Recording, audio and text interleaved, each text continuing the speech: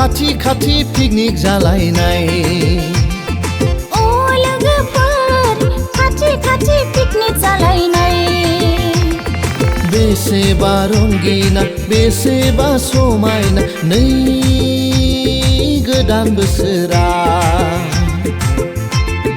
बेसेबा रंगिना बेसेबा समायना दिनैनि सानालाय हेपि हेपि निउ इयारखौ बरायबाय हेपि हेपि निउ इयारखौ बरायबाय हेपि हेपि निउ इयाराव रंजादो हेपि हेपि निउ इयाराव मोसादो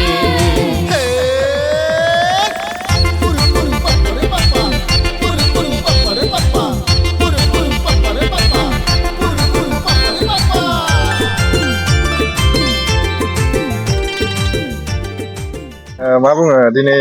नोंथांनि जा एलबाम मिउजिक भिडिअ मालानिफ्राय मा खालामदों आंहा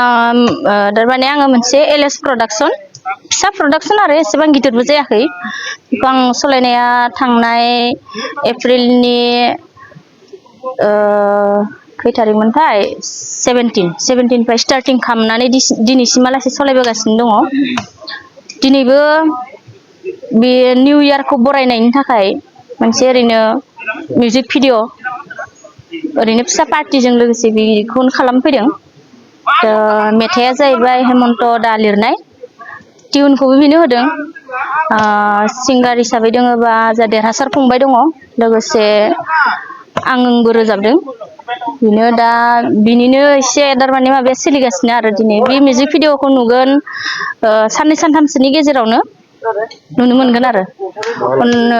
लानाया ग्रासलेण्डआव लाफैदों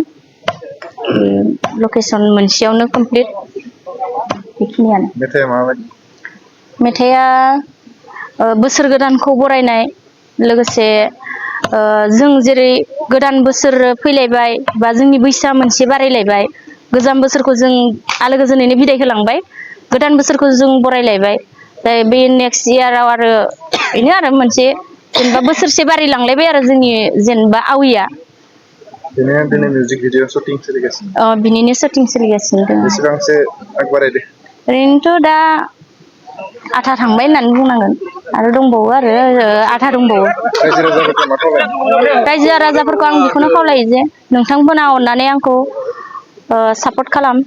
आंनि चेनेलखौ साबस्क्राइब खालामना हो शेयार खालामना हो लाइक खालामना हो कमेन्ट खालाम आं बेखिनिखौनो खावलायो आरो जाय बिथांमोना निउ इयार जागोन बा पिकनिक जागोन बिथांमोना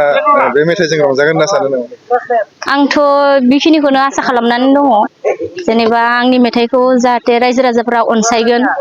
बा पिकनिक जानो थांनायफोराव रंजानाय